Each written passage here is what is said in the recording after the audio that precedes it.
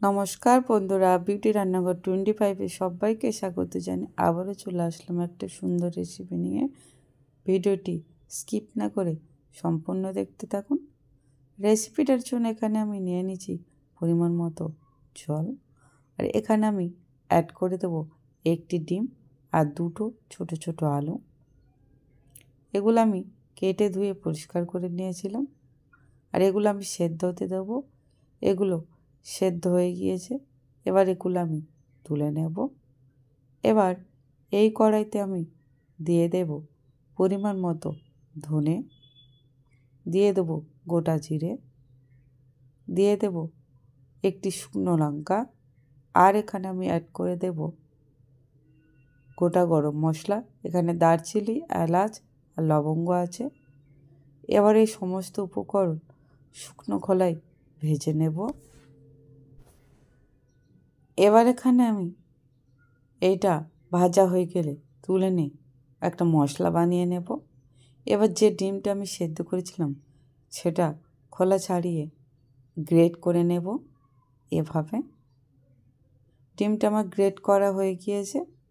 এবার এখানে আমি দিয়ে দেব সেদ্ধ করা আলুটা আমি হাত দিয়ে ম্যাশ করে রেখেছিলাম। এবার আমি এখানে অ্যাড করে দেব পরিমাণ মতো ধনেপাতা কুচি, আর এখানে আমি ধনেপাতাটা অনেকটাই দিয়েছি। দিয়ে দেব পরিমাণ মতো পেঁয়াজ কুচি।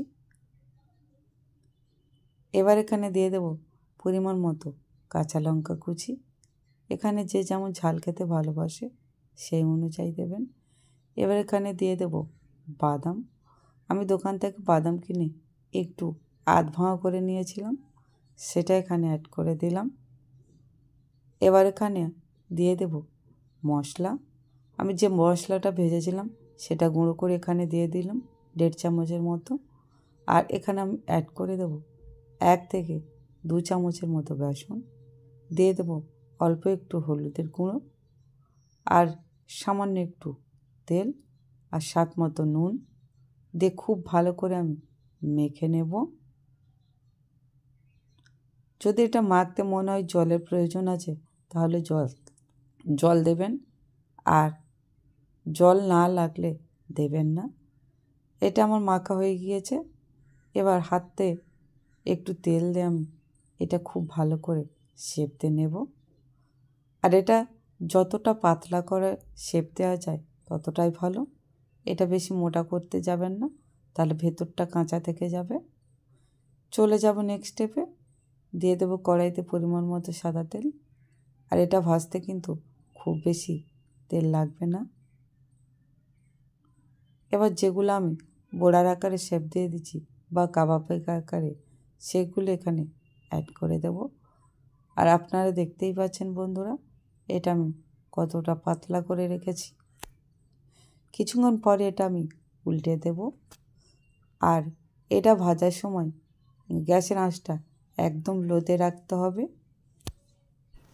এগুলো আমার ভাজা হয়ে গিয়েছে, এবার এগুলো আমি তুলে নেব। একই পর্যায়ে বাকি বড়াগুলো আমি ভেজে নেব। এগুলো আমার সব রেডি হয়ে গিয়েছে। আর সন্ধ্যের আড্ডায় এরকম বড়া বা কাবাব থাকলে তার সঙ্গে যদি চা থাকে কেমন হয় বন্ধুরা? আমার এই রেসিপিটা আপনাদের কেমন লাগলো তা অবশ্যই কমেন্ট করে জানাবেন বন্ধুরা আমাকে। রেসিপিটি ভালো লাগলে লাইক, কমেন্ট, শেয়ার, সাবস্ক্রাইব অবশ্যই করবেন, আর বেশি বেশি করে শেয়ার করে দেবেন। ভালো থাকবেন, সুস্থ থাকবেন। ধন্যবাদ।